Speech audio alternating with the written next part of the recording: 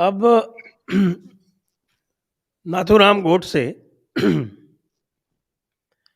यदि नाथूराम गोडसे की चर्चा होगी तो निश्चित रूप से यह आएगा कि नाथूराम गोडसे एक हत्यारे थे। उन्होंने एक हत्या की थी, लेकिन क्या वे आतंकवादी भी थे? सर देखिए, हत्यारे थे इसमें तो कोई शक नहीं है, लेकिन आतंकवाद की अगर बात की जाती है, जैसे बीच में कुछ लोगों ने अगर इस तरह की राजनीतिक हत्याओं को आतंकवाद से जोड़ा, तो फिर तो अब्दुल रशीद देश का पहला आतंकवादी होना चाहिए था जिसने स्वामी श्रद्धानंद को मारा था। तो अगर इस तरह की किसी की इंडिविजुअल व्यक्ति अगर जाके किसी की हत्या करता है, तो उसको आतंकवाद से जोड़ना मुझे तो वो समझ में नहीं आता है। मैं कोई नाथुराम गोडसे को यहाँ पे जस्टिफाई करने के लिए नहीं बैठा हुआ हूँ, ना मैं इस बहस में बढ़ना चाहता हूँ कि नाथुराम गोडसे ने अच्छा काम किया था कि बुरा काम किया था। मेरी आपत्ति दूसरे विषय पर है। मेरी आपत्ति इस विषय पर है सर, कि ये जो प्रपंच रचा जा रहा है पूरा इस वक्त, कि 2014 को एक तो इन लोगों ने जो है, जो देश के जो सो कॉल्ड लिबरल सेकुलर और वामपंथी लोग हैं, इन्होंने इसको है ना एडी और बीसी में बांट दिया है। जो मैं बार बार कहता हूं, इन्होंने 2014 को ऐसा बना दिया है जैसे 2014 ईसा पूर्व और ईसा बाद का समय है, कि 2014 के पहले तो सब कुछ सही चल रहा था और 2014 के बाद जो है बिल्कुल फांसीवाद इस देश के अंदर आ गया। मैं इस चीज को, इस मिथ को, इस प्रपंच को तोड़ना चाहता हूं। मेरी आपत्ति इस चीज पर है और इसीलिए मैं कहता हूं कि गोडसे को लेकर आज जो बहस चल रही है, आप हम लोग सुन रहे हैं कि बार बार इस तरह के ट्वीट किए कर रहे हैं बड़े बड़े कांग्रेस के लोग, वामपंथी, अपने आप को लिबरल कहने वाले लोग, जब ये बात कहते हैं कि गोडसे का महिमा मंडन हो रहा है, गोडसे का महिमा मंडन हो रहा है, ये 2014 के बाद ये प्रवृत्ति बढ़ी है, तो मुझे लगता है कि इनके ना अध्ययन में बहुत कमी है। या तो ये बहुत मक्कार है, जैसा कि आप वो पंचमक्कार की जो आप थ्योरी इस्तेमाल करते हैं, या तो वो हैं, या ये बहुत ही आला दर्जे के निपट मूर्ख हैं लोग। क्योंकि अगर हम जो हमारा आज का विषय है कि गोडसे हीरो और विलन, तो अगर मैं इस चीज में जाऊं कि गोडसे को कुछ लोगों ने जो हीरो मानने की शुरुआत जो है, वो उसी पल के साथ कर दी थी जिस दिन उसने गांधी की हत्या कर दी थी। ये गलत था या सही था, ये अलग बहस का विषय है। लेकिन गोडसे ने जो 30 जनवरी की शाम 5:17 पर किया था बिरला भवन में, उसके बाद एक देश का बहुत बड़ा तबका था, और ये कोई छोटा मोटा तबका नहीं था, मैं कहूंगा बहुत बहुत बहुत बड़ा तबका था एक देश का, जो ये मानता था कि गोडसे ने सही किया। मैं उन लोगों की सोच पर का ना मैं समर्थन करता हूं, ना मैं उन पर सवाल उठाता हूं, एक सोच थी। अब 2014 में ये लोग बात करते हैं कि गोडसे का महिमा मंडन 2014 के बाद शुरू हो गया। तो मैं यहाँ पे ये चीज बात कहने के लिए मैं यहाँ पर बैठा हुआ हूँ, जो मैं कुछ तथ्यों के साथ ये बात मैं आज यहाँ पर कहना चाहता हूँ कि 2014 नहीं, गोडसे ने जब गांधी की हत्या की थी, उसी पल से एक बहुत बड़ा तबका उसके साथ जुड़ गया था। और ये मैं कुछ उदाहरणों से, अगर आप मुझे अनुमति दें, तो मैं यहाँ जी, पर जी, कुछ अपने। वो भी करें और उसके साथ में बल्कि जी। उसके गोडसे ने जो कृत्य किया और उसका हम्म। जो हाथ आया, उसके हम्म। से पहले हम मुझे लगता है कि हमें यह भी देख लेना चाहिए कि गांधी जी का क्रियाकलाप विशेषकर हिंदुओं के संदर्भ में बिल्कुल। कैसा था। इस पे आपने पूरी एक सीरीज की है, मुझे पता है, जी 7-8 एपिसोड्स की एक पूरी सीरीज की है। जी जी तो जी जी। मुझे लगता है कि सर्वप्रथम हम हम्म। गांधी के जो हिंदुओं के प्रति जो रुख था 1942 के बाद से ही लगातार, वैसे तो आरंभ से ही था, खिलाफत हम्म। आंदोलन में भी उन्होंने वही काम किया था, लेकिन चलिए जी। हम अगर 40 के दशक की बात कर लें, तो पहले मुझे लगता है कि उनको एक बार उनको समराइज करना उचित रहेगा और उसके ठीक बाद है। फिर हम यहाँ पर आएंगे कि गोडसे को समर्थन उस समय भी क्यों मिलता था। देखिए, आपने बहुत अच्छी बात कही, क्योंकि ये एक है ना, हमको बचपन से जो पढ़ाया गया है कि गांधी को लेकर, जो गांधी आवाज देते थे, पूरा देश साथ में चल पड़ता था, ऐसा हुआ, ये मैं इससे इनकार नहीं करता हूं। लेकिन ये भी कटु सत्य है कि गांधी अपने अंतिम दिनों में अपनी प्रासंगिकता खो चुके थे, लोग उनके बहुत बहुत बड़ा तबका इस देश का जो इनके खिलाफ हो चुका था, यहां तक कि कांग्रेस के अंदर भी एक बड़ा धड़ा जो था उनकी बातें नहीं सुनता था। और उसकी जड़ में जो सबसे बड़ी वजह थी वो थी गांधी की मुस्लिम तुष्टीकरण की नीतियां। और गांधी तो जैसा कि आपने कहा कि गांधी हमेशा से मुस्लिम तुष्टीकरण की नीतियों पर चलते रहे, चाहे खलीफत आंदोलन हो, चाहे उसके बाद के आप गांधी के पूरे मूवमेंट को देखें तो आप ये पाएंगे। लेकिन जिसको कहते हैं ना कि एक इंतहा जब हद से आगे बढ़ जाती है, तो वो हम लोग देखते हैं जब 47 का बिल्कुल जब बंटवारा तय हो जाता है, तो गांधी की जो लोकप्रियता थी उसका ग्राफ बहुत तेजी से नीचे गिर गया था। जैसे मैं जो चार एक बिंदु थे जिनको लेकर गांधी को लेकर जन आक्रोश बहुत तेजी से बढ़ा था। पहला तो ये था कि वो बंटवारा नहीं रोक पाए। वो हर बार 1940 में जब पाकिस्तान प्रस्ताव पारित होता है, लाहौर प्रस्ताव जिसको कहते हैं, तब से वो रोज कहते हैं कि पाकिस्तान मेरी लाश पर बनेगा, पाकिस्तान बनाने के पहले मेरे 2 टुकड़े कर दो।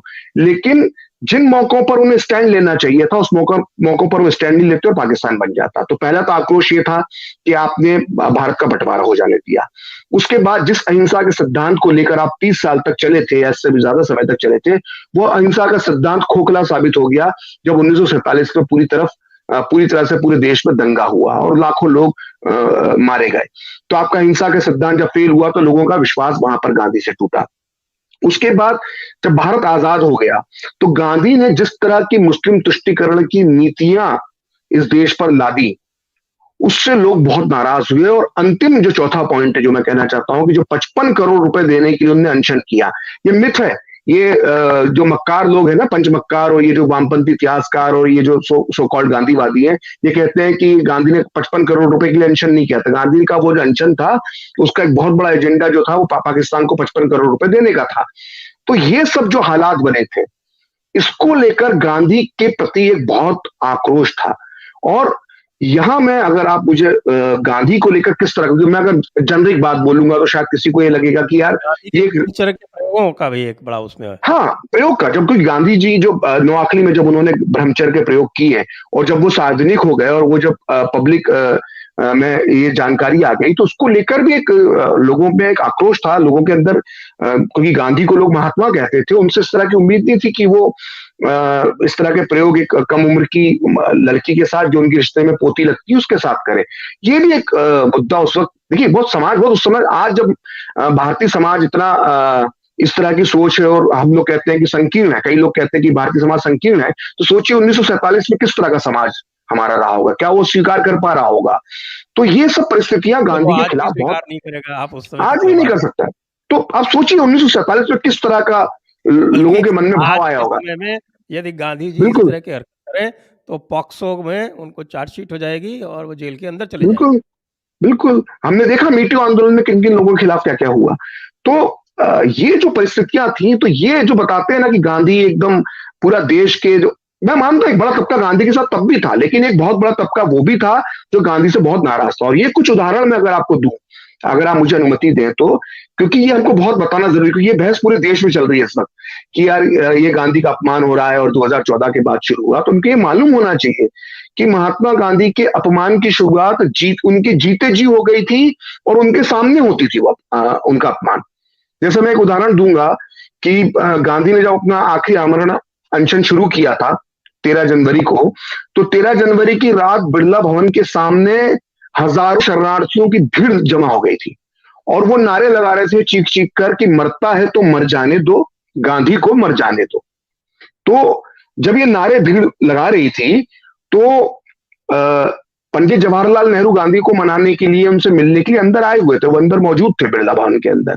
जब वो उनकी कार बाहर निकली बिरला भवन के बाहर, तो भीड़ से उनका सामना हुआ।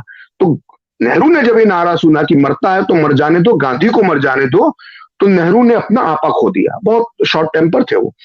तो नेहरू अपनी कार से उतरे और भीड़ में घुस गए वो, और उन्होंने कहा कि किसने कहा गांधी को मर जाने दो? बोला जिसको गांधी को मरने की बात जो कर रहा है, पहले वो मुझे मारे। और ये मैं अपने मन से नहीं कह रहा, ये प्यारेलाल नैयर जो गांधी के सेक्रेटरी थे, उनने जो महात्मा गांधी पूर्णाहुति का जो खंड 4 लिखा है, उसके अंदर ये बात लिखी है और वो चश्मदीद गवाह थे इस बात के। और फिर भी अगर मेरी बात पे किसी को आपत्ति है तो रिचर्ड एटनबरो ने भारत सरकार से अनुमति लेकर गांधी फिल्म बनाई थी, उसके अंदर भी ये दृश्य है। तो गांधी जहां पर ठहरे थे, गांधी जहां पर रुके थे वहां पर भीड़ गांधी के मरने के नारे लगाती थी और नेहरू के सामने लगा रही थी नारे, और गांधी अंदर बैठ के आवाज सुन रहे थे। उसका ही वर्णन प्यारेलाल नैयर ने किया है कि उन्होंने कहा ये कितने लोग हैं, ये क्या बोल रहे हैं, तो उनको बोला कि वो कह रहे हैं कि आपको मर जाना चाहिए। तो गांधी बड़े दुखी हो गए थे। ऐसे कई वाक्य हैं। मैं आज आपको कहना चाहता हूं, ये मैंने कभी किसी प्लेटफॉर्म पर ये जानकारी मैंने इस तरह से साझा नहीं करी, आज मुझे यहाँ मौका मिला है, मैं कर रहा हूं कि आजादी के बाद, मतलब 15 अगस्त 1947 के बाद से लेकर 30 जनवरी 1948 तक गांधी की 3 बार मॉब लिंचिंग की कोशिश हुई है इस देश में। 3 बार मॉब लिंचिंग की कोशिश हुई है गांधी की। पहली कोशिश तो ये जो मैं कलकत्ता में हुई। कलकत्ता में जब वो आमरण अनशन, जब वो कलकत्ता के दंगे आजादी के बाद रोकने के लिए गए थे, तो अगस्त के आखिरी हफ्ते में एक भीड़ जो है वो हैदरी मेंशन, जहां पे वो बेलिया घाट पे रुके थे, वहां अंदर घुस गई और उसने गांधी के खिलाफ नारेबाजी शुरू कर दी और सोहरावर्दी कहाँ है और ये सब शुरू कर दिया, और गांधी पर बकायदा लाठी फेंकी गई। जो बाल बाल गांधी उस पर बचे, लाठी उनके पास से होकर गुजर गई। नहीं तो गांधी के साथ जो 30 जनवरी को हुआ वो अगस्त के आखिरी हफ्ते में कलकत्ता में हो जाता। और गांधी इस घटना से इतने आहत हुए कि उन्होंने 1 सितंबर 1947 को कलकत्ता में अपना आमरण अनशन कर दिया। दूसरा जो उनके ऊपर मॉब लिंचिंग की घटना होती है वो 12 सितंबर को होती है दिल्ली के अंदर। वो दिल्ली के एक बस्ती में जाकर मंदिर के अंदर कुरान का पाठ करते हैं, तो एक लड़का खड़ा हो जाता है उठ के कि आप मंदिर में कुरान का पाठ कैसे कर रहे हैं? बोले इस कुरान की आयतें सुनकर हमारी माँ बहनों के साथ पाकिस्तान में बलात्कार किया गया है, आप ये कुरान नहीं पढ़ सकते मंदिर के अंदर, क्या आप मस्जिद में इस तरह की कुरान पढ़ सकते हैं? तो गांधी नाराज हो गए। माहौल वहां का इतना बिगड़ गया कि गांधी को जिंदगी में पहली बार अपनी प्रार्थना सभा बीच में छोड़नी पड़ी। और जब गांधी अपने काफिले से बाहर निकले, गाड़ी से बाहर निकले, तो उस पर पथराव हुआ। और संजय जी, हैरत की बात है कि उसी दिन 12 सितंबर 1947 को दिल्ली के पुराना किला में जहां मुस्लिम शरणार्थियों का कैंप लगा था, वहां भी मुसलमानों की हिंसक भीड़ ने गांधी को घेर लिया था और धमकी भरे इशारे किए थे। वो तो बाल बाल गांधी जी उस दिन बच गए। तो ना सिर्फ हिंदू बल्कि मुसलमान भी गांधी से बेहद नाराज थे उस दौर में। और जो ये घटना मैं आपको बता रहा हूं जो मैंने 13 जनवरी 1948 की बताई कि जिसमें बिरला भवन के बाहर गांधी के मरने के नारे लगाए गए, तो ये बात मैं ऐसे ही नहीं कह रहा, या प्यारेलाल नैयर ने ऐसी बात नहीं लिखी थी, या रिचर्ड एटनबरो ने गांधी फिल्म में इस बात को ऐसे ही नहीं सामने रख दिया था। कपूर कमीशन जो बना था गांधी की हत्या के लिए, उसने एक गवाह को बुलाया था, उनका नाम था ब्रज कृष्ण चांदीवाला। वो गांधी के बेहद करीबी थे, उनको गांधी का ग्वाला कहा जाता था। वो गांधी के लिए दिल्ली में बकरी के दूध का इंतजाम करते थे।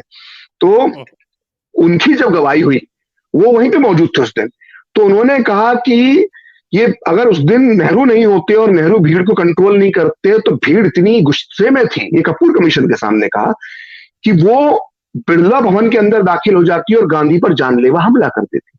तो गांधी पर इस आजाद भारत में 3 बार मॉब लिंचिंग की कोशिश हो चुकी है।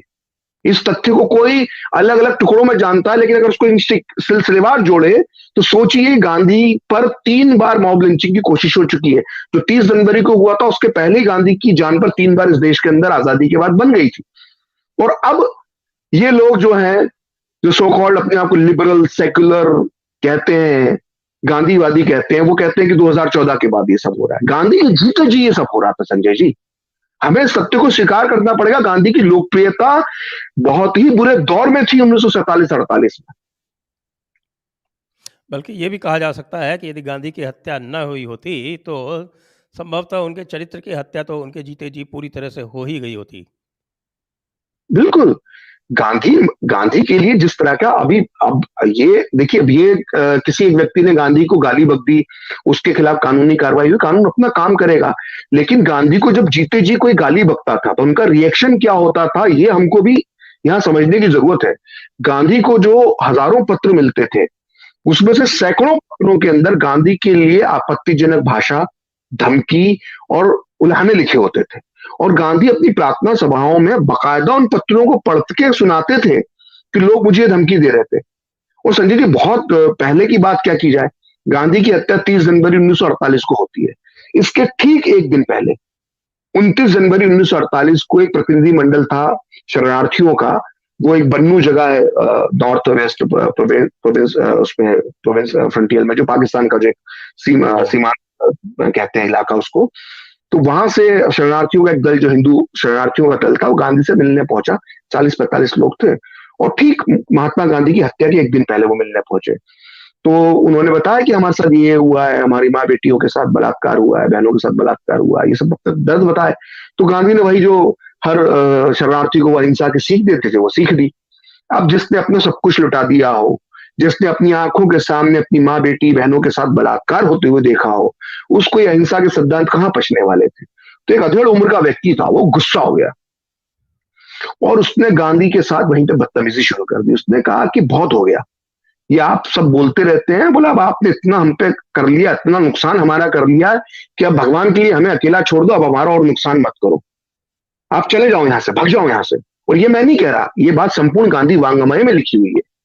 उस अधेड़ ने कहा गांधी से, शरणार्थी जो अधेड़ उम्र का था, कि गांधी जी अब आप चले जाओ हमें छोड़ के, हमें आपकी जरूरत नहीं है, आपने बहुत बुरा कर लिया। तो गांधी ने उससे पूछा, भाई मैं कहां चले जाऊं? तो बोला आप हिमालय चले जाओ, आप बस हमारा पीछा छोड़ दो। तो गांधी इतने दुखी हो गए उसकी बात सुन के कि उन्होंने जो अपने जीवन का आखिरी प्रार्थना सभा जो उन्होंने की 29 जनवरी की शाम बिरला भवन में, उन्होंने ये पूरा किस्सा वहां पर सुनाया और कहा कि मैं हिमालय चले जाऊं, मैं क्यों हिमालय चले जाऊं, मैं तो जो मुझे ईश्वर का मुझे आदेश मिलेगा मैं वो करूंगा, और मैं तो किसी के कहने पे कुछ छोड़ नहीं सकता। तो मेरा ये किस्सा बताने का मतलब ये है कि लोग गांधी के मुंह पर गांधी को अपने नाम से पत्र लिखकर उनको अपशब्द कहते थे, उनका अपमान करते थे, और गांधी को ये सब सामने होता था। तो ये कोई नई बात नहीं है कि गांधी का अपमान का जो कहते हैं ना फैशन बन गया है आजकल, ये फैशन वैशन नहीं है, ये हमेशा से होता आ रहा था, और गांधी के जीते जी इसकी शुरुआत हो गई थी, क्योंकि गांधी की नीतियां कुछ लोगों को बिल्कुल पसंद नहीं थी, और आज भी उस पर बहस होना चाहिए। कोई बहस से क्यों भागना चाहता है? गांधी की मुस्लिम तुष्टीकरण की नीति पर इस देश में क्यों चर्चा नहीं होना चाहिए? बंटवारे को रोकने में जो गांधी असफल रहे, इस पर चर्चा क्यों नहीं होना चाहिए? ये क्या फ्रीडम ऑफ स्पीच के अंतर्गत नहीं आता है? असफल की बात तो अलग है, बल्कि ये है, यहाँ तक है, ये भी आया हुआ है और गांधी वाङ्मय वाङ्मय में ही आया हुआ है कि गांधी जी को उनके पुत्र ने, जो तत्कालीन इलाहाबाद, आज का प्रयागराज, वहाँ पर जो अधिवेशन हो रहा था CWC का, और उसके तत्काल बाद AICC का अधिवेशन था, मेरे विचार से 16-17 जुलाई की बात है, क्योंकि 3 जुलाई को इंडियन इंडिपेंडेंस एक्ट आया था हम्म, हम्म, हम्म, आपके इसमें, जी जी जी जी जी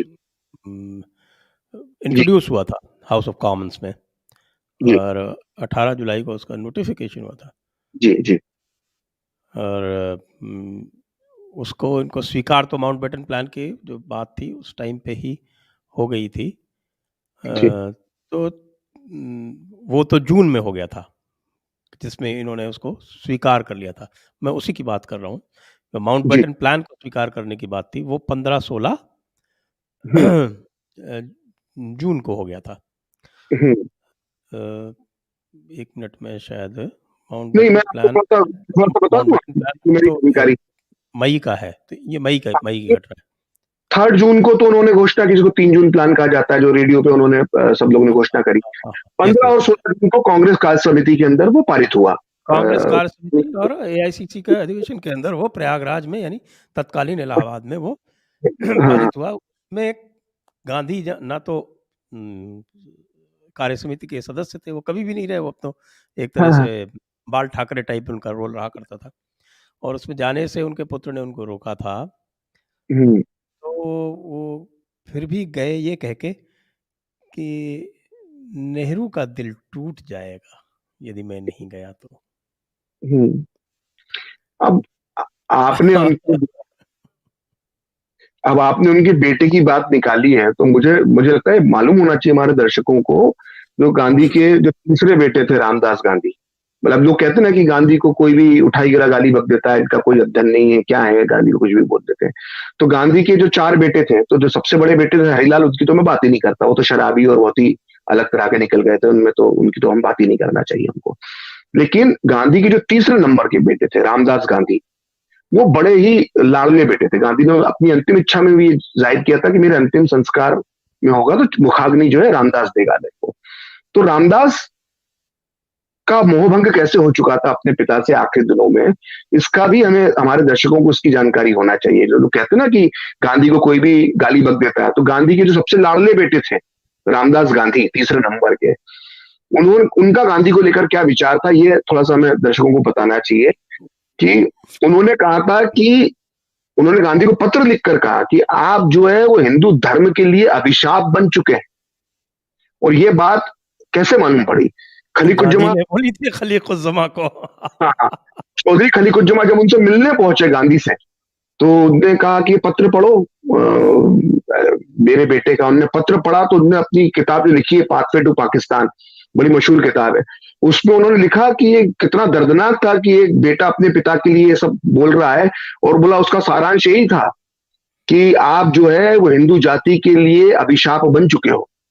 आप सोच के देखिए, गांधी के बेटे के जो सबसे लाडला बेटा था, उसके अपने पिता के बारे में ये राय थी। तो और खलीकुज्जमान चौधरी ठीक है, मुस्लिम लीग के नेता थे, पाकिस्तान चले गए बाद में, पाकिस्तान के पहले मुस्लिम लीग के अध्यक्ष बने जिन्ना के बाद, वो सब अपनी जगह पर है। लेकिन खलीकुज्जमान चौधरी की एक अच्छाई ये भी है कि उन्होंने अपनी पूरी किताब में बहुत गांधी की तारीफ भी की है। तो उनका इंटेंशन ये लिखने का कभी भी गलत नहीं हो सकता। तो सोचिए गांधी के बेटे की स्थिति थी। सरदार पटेल का तो खैर वो आपको मालूम ही होगा, मौलाना आजाद अपनी किताब में लिख के गए कि वो गांधी के साथ जब उनकी बैठक हुई आखिरी जब अनशन के समय, तो गांधी पे चीखने लगे और चिल्लाने लगे। तो सरदार पटेल ने बोला कि वल्लभ भाई आप किस तरह की भाषा इनके लिए इस्तेमाल कर रहे हो, गांधी जी को कितना बुरा लगेगा। तो बोला क्या बुरा लगेगा? बोला इन्होंने अपने अनशन करके तय कर लिया है कि ये हिंदू पूरी दुनिया के सामने हिंदुओं के मुंह पर कालिख पोतना चाहते हैं इस अनशन के जरिए। बोला मैं क्या रुकू यहाँ पर, मैं तो मुंबई जा रहा हूँ, मैं बॉम्बे जा रहा हूँ। और निकल गए वहां से बिरला भवन से। तो सोचिए 3 दशक तक गांधी का यस मैन कहलाता था सरदार पटेल, उस इंसान ने गांधी के मुंह पर, गांधी के सामने, नेहरू और मौलाना आजाद के सामने गांधी का अपमान कर दिया। रामदास गांधी अपने पिता को कह रहे हैं आप हिंदुओं के अभिशाप हो। उनके कट्टर शिष्य सरदार पटेल कह रहे हैं कि आप जो है आप हिंदुओं के मुंह पर पूरी दुनिया के सामने कालिख पोतना चाहते हो। वो उनका अपमान कर देते हैं। और ये बात हम नहीं कह रहे, ये बात कोई संजय दीक्षित जी या प्रकाश श्रीवास्तव नहीं कह रहा, ये बात मौलाना आजाद कह रहे हैं कि सरदार पटेल ने जो है गांधी के मुंह पर अपमान कर दिया और हम बड़े दुखी हुए। तो ये स्थिति गांधी की बन चुकी थी। इसको 2014 या 2022 से जोड़ देना कि भाई ये ट्रेंड चल पड़ा है, ये फैशन चल पड़ा है, मैं इस बात से सहमत नहीं हूं। गांधी की स्थिति तो सुधर गई। गोडसे ने जब 3 गोलियां मारी तो लोगों की एक सहानुभूति उनके प्रति उत्पन्न हो गई। अन्यथा अगर गांधी ये मेरा व्यक्तिगत विचार है कि गांधी अगर अपनी नैसर्गिक मृत्यु को प्राप्त होते तो शायद जो आज गांधी का जो कद है पूरी दुनिया में, शायद वो उतना नहीं होता। मैं ये नहीं कह रहा कि गांधी का कद बड़ा नहीं होता, लेकिन आज जिस मुकाम पर गांधी को रखा जाता है, शायद वो गोडसे की 3 गोलियां अगर उन्हें नहीं लगती तो वो शायद उस मुकाम पर ना होते। वो मुकाम ऊंचा होता, लेकिन जो आज उनका मुकाम है उसके मुकाबले वो मुकाम नीचे ही होता। और एक बात और भी है कि गांधी की मृत्यु पर कई सारे प्रखर मनीषियों ने और बड़े लोगों ने, जैसे डॉक्टर अंबेडकर ने क्या कहा गांधी जी की मृत्यु के बाद, आपको ध्यान है, आप संभवतः शेयर करना चाहें दर्शकों के साथ, कि अंबेडकर ने इसका स्वागत किया था। हाँ, उन्होंने एक अलग नजरिए से उस चीज को देखा था। उन्होंने किसी हत्या का समर्थन नहीं किया था, जैसे आप और हम किसी हत्या का समर्थन नहीं कर सकते, ऐसे ही अंबेडकर बहुत ही सुधी और बहुत ही महान व्यक्तित्व था उनका। तो उन्होंने गोडसे का कृत्य का समर्थन नहीं किया था, उन्होंने गांधी की हत्या का समर्थन नहीं किया था, उन्होंने उसका अलग नजरिया दिया था। उन्होंने कहा था कि गांधी के नाम पर जो ये ढोंग होता है, जो सविता अंबेडकर को उन्होंने 7-8 दिन बाद पत्र लिखा था कि जो गांधी के नाम पर जो नुकसान हो रहा था देश को, गांधी की नीतियों से जो देश को नुकसान हो रहा था, शायद देश उसके चंगुल से निकले। लेकिन दुर्भाग्य है कि जो अंबेडकर ने जो सोचा था, डॉक्टर अंबेडकर ने जो सविता अंबेडकर जी को जो पत्र लिखा था, वो जो सोचते थे कि गांधी की हत्या के बाद देश जो इस चीजों में फंस गया है वो इस सबसे बाहर निकलेगा, ऐसा हो नहीं पाया। उल्टा ये हुआ कि गांधी की हत्या से एक जो राष्ट्रवादी विचारधारा थी, जो हिंदुत्व की बात करती थी, उसको कटघरे में खड़ा कर दिया गया और उसकी आवाज को अगले 30, 40, 50, 60 साल तक दबा कर रखा गया। जबकि उस वक्त एक नई बहस की शुरुआत होनी चाहिए थी। गांधी की हत्या की जो वजह थी, इनको दुरुस्त करने की जरूरत थी, लेकिन उल्टा हुआ। जो जिन वजहों से गांधी की हत्या हुई, वजह को और ज्यादा ताकत के साथ नेहरू सरकार ने जो है वो दूसरे लोगों पर लाद दिया। तो इस तरह की स्थितियां गांधी की हत्या के बाद बन गई। और गांधी की जो हत्या थी, मतलब गांधी की हत्या को लेकर किस तरह का माहौल था, मतलब बार बार कई जगहों पर उल्लेख मिलता है कि गांधी जब अंतिम दिनों में अनशन कर रहे थे, तो जैसे मैंने बताया बिरला भवन के बारे में नारे लगते थे या कहीं कुछ होता था। फ्रीडम एट मिडनाइट में जिक्र है कि गांधी जब अनशन कर रहे थे, तो दिल्ली से चांदनी चौक से लेकर आपके कनॉट प्लेस तक गांधी के अनशन की चर्चा थी। लेकिन चर्चा इस बात की नहीं थी कि हमें गांधी को कैसे बचाना है।